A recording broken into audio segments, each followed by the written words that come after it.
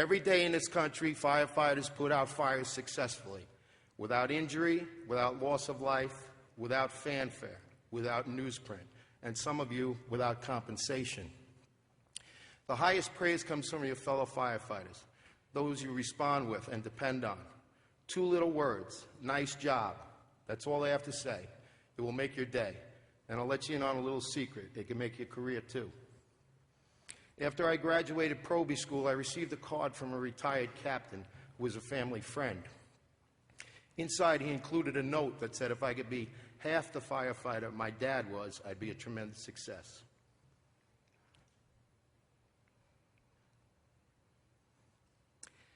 My dad died a year and a half later. I still have that note. I reluctantly went into the family biz, the fire service. You can always quit was a quote I would hear, but the likelihood of it becoming reality diminished with every passing day. My father didn't push me. He didn't have to. He knew that I would already love it. My mom did not discourage me, even though she had experienced the knock, not once, but twice. The first time was to inform her of her brother's death, Captain William Russell, Engine 325, father of 4, who was killed in a collapse along with 5 other firefighters after the fire was extinguished. I would like to think that events like that would never happen again, but unfortunately 2 firefighters were killed several years ago under similar circumstances. The second knock on the door was for my father, who was seriously injured in an apparatus accident, almost losing his foot. The New York City Fire Department gives every new firefighter a book of regulations. That book has a red cover. One could make a strong case that the book has been written in blood. I know for sure that one of those rules was created in blood for my father's accident. No matter how you enter the fire service, you end up making it your own. My department career, like yours, went in stages. Completion of Proby School, assignment to a company, your first tour. I was assigned to Ladder Company 24 in Midtown Manhattan, just like where I was told I would be going. So you see, the first hook you use in FDNY is not to pull a ceiling, it's to get the company you want. My hook was through the Emerald Society. Yep, even Irish guys need a rabbi once in a while. My first tour involved so many laps around the apparatus there was a noticeable depression in the concrete by morning. I was trying to take it all in, which of course was impossible, but it made for good entertainment. What really made the night special, besides the loving abuse I took, was the speech I received from the senior man. I can't remember every word, but what did stick in my head was, do your job and remember it's a privilege to work here. He was right, and I never forgot it. I almost always knew what my assignment would be when I worked there without the benefit of roll call. All I had to do was go into the kitchen and see who was there. The can. And for those of you who don't speak FDNY, the can firefighter carries a 2.5-gallon extinguisher and a 6-foot hook. I learned 3 important lessons from that position. I learned how officers operate, how best to swing the axe and set the halligan, and when and how to use the extinguisher. I carried that can religiously for 3 years. It took that long for my right arm to shrink back to its original size. One day I had to detail a Rescue 1. One of the firefighters getting off that morning was their senior man. He quickly showed me around the rig and helped me get squared away. We went to several fires, and then in the early afternoon, he returned to work the night tour again, offering me the opportunity to take off early. I informed him that I was also working and that he should relieve someone else, so I stuck around, and I watched as he cleaned the tools and generally worked on getting things squared away. This man had 30 years on the job, a career's worth in the rescue alone. I watched as he did things many senior firefighters delegate to those who were junior. He didn't do that. Why?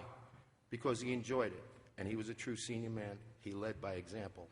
Cleaning tools is not some lowly act to be done by the junior firefighter. Like firefighting, it is a group effort. He was as tough as nails. He enjoyed getting dirty, and nothing made him happier than going to fires. His name was Joe Angelini.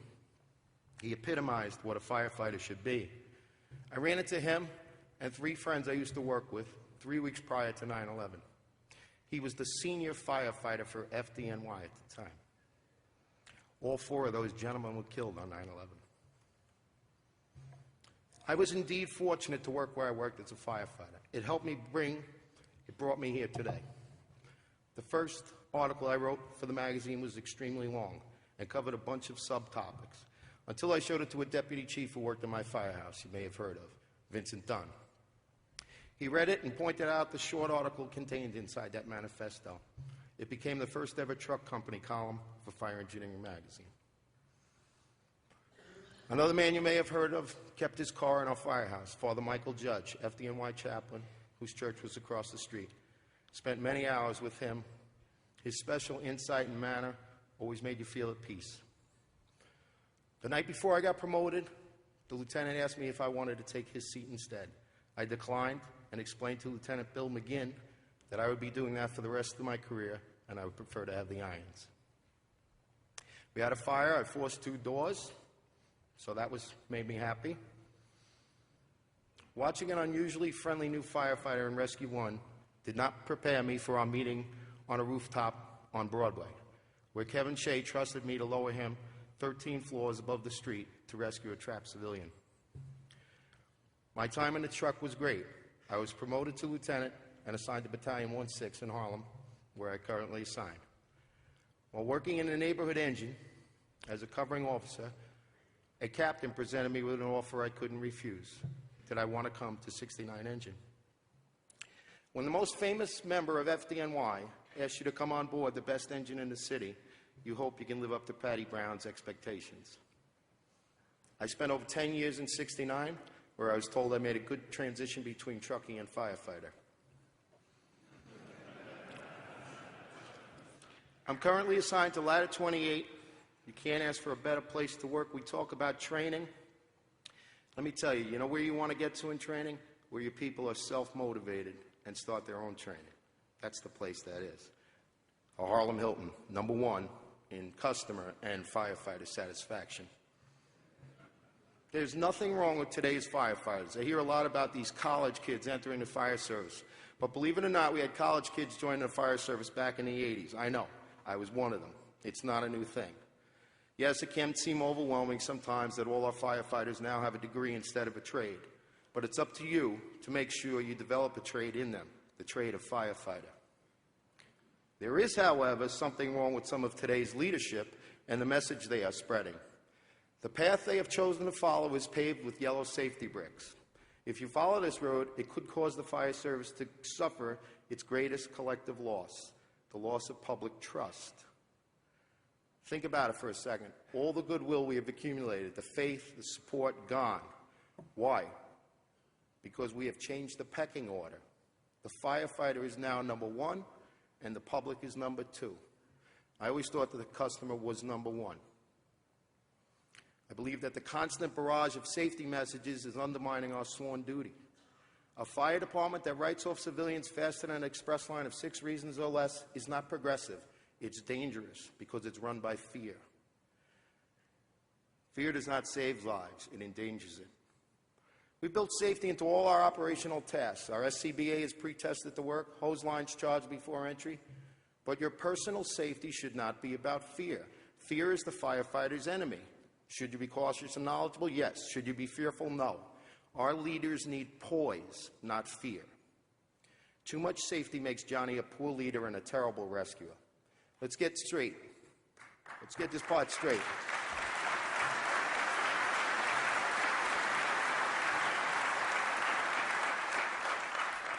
I don't wish to see anyone seriously injured or killed.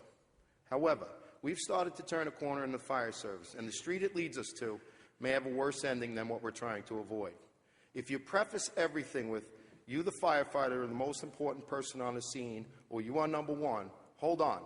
I love my brother the firefighter too, but what about the civilians we swore to protect? When you think you are #1, because all you have ever heard is you're #1, you will start to believe it. This order, this pecking order, is the problem. Why risk yourself for those less important? The steady drip of safety message is really necessary? Many would argue, yes, it is. That if we don't constantly remind you of how dangerous the job can be, you'll get hurt. If you read the safety message warning inside your helmet, it plainly states that firefighting is an inherently dangerous job. It's dirty, difficult, demanding, and dangerous, just the way it will always be, no matter how much we try to make it safer. Attempting to make your job safer by teaching you to place yourself above those in need is wrong and goes against everything the fire service has ever stood for. We have the highest approval rating and respect of any profession. Why is that? Because we do what has to be done. We are noble. We are self-sacrificing. We are willing to risk our lives to save a total stranger. When we modify or tweak that thinking along the lines of saving lives, we not only risk a fall from public grace, we risk something much more harmful, the loss of our identity. There are many tasks you perform every day that are not fire-related, but only firefighters put out fires.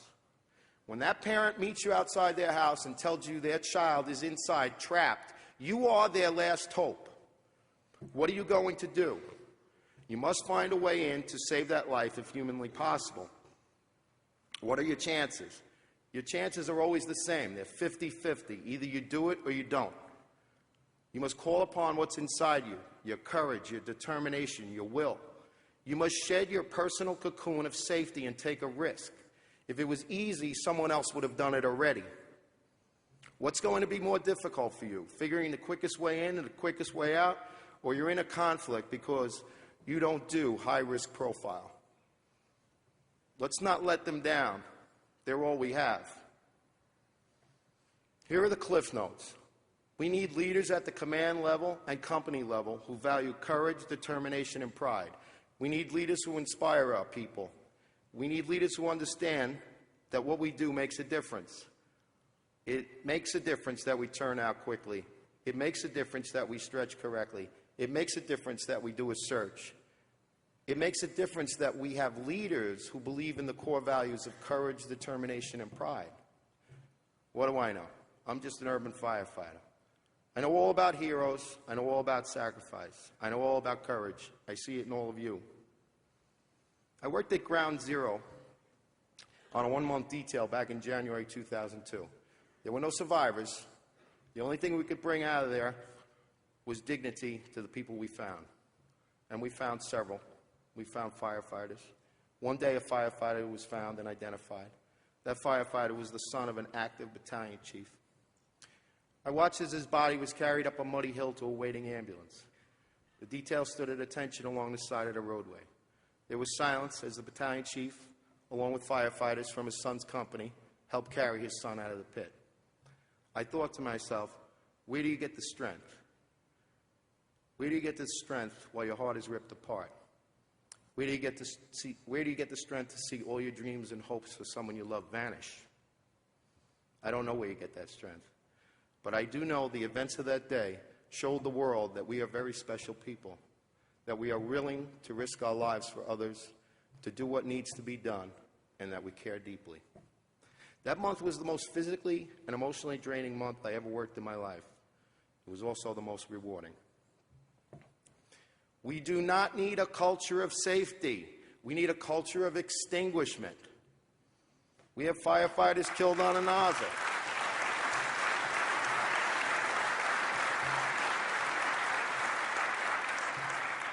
We have firefighters getting killed on a nozzle. And while these programs are nice, a lot of our energies are focused on RIT and saving our own. We have to remember about the civilians who don't have the luxury of masks and everything else. If we put out the fire, safety is accomplished for everyone on the fire ground. There are state fire conferences where there are no engine classes given. That's a disgrace. We need to get the first line right. We need to commit staffing to that line.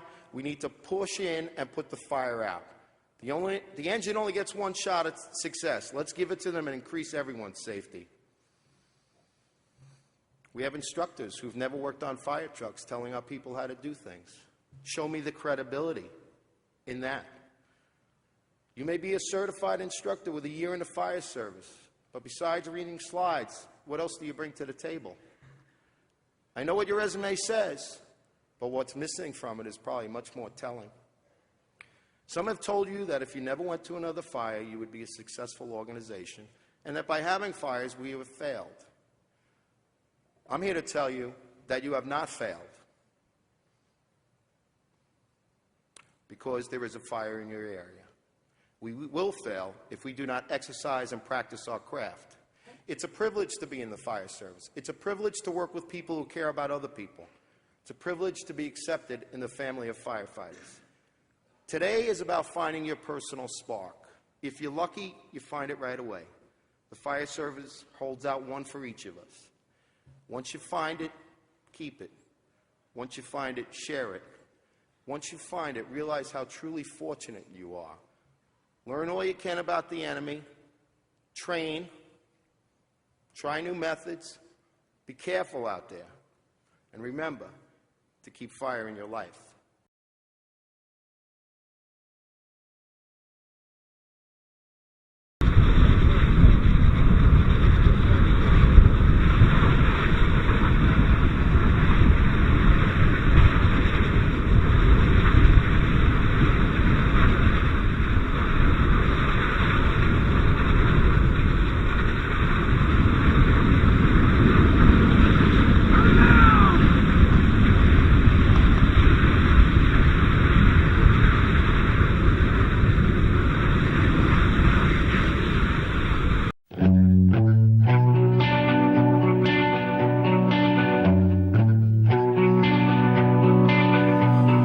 Company, always on the run.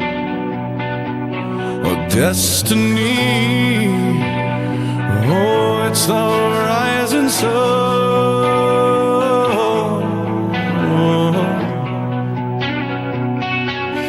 I was born, a shotgun in my hands. Behind the gun, I'll make my final stand. Yeah, and that's why they call me bad company. I can't deny bad company till the day I die. Until the day I die. Until the day I die.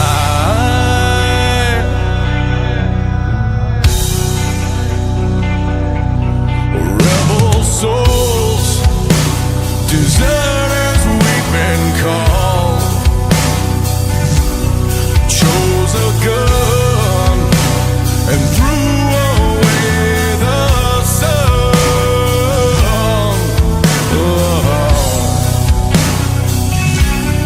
Now these towns, well, they all know our name.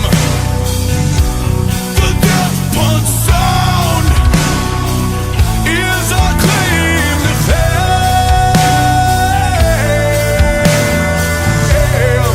And that's why they call me bad company.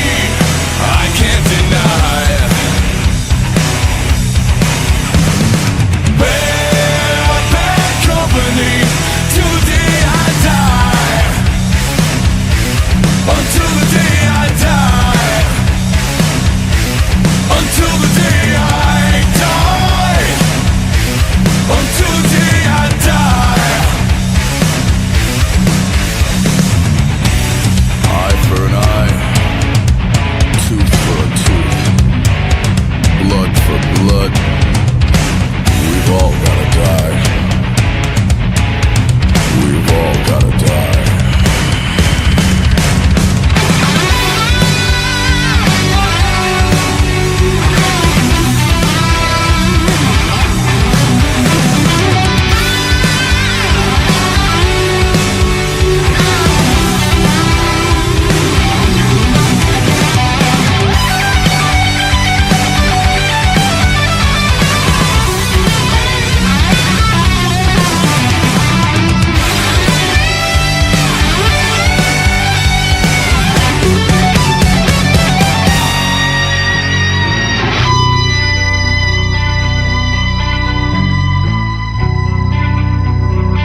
And that's why they call me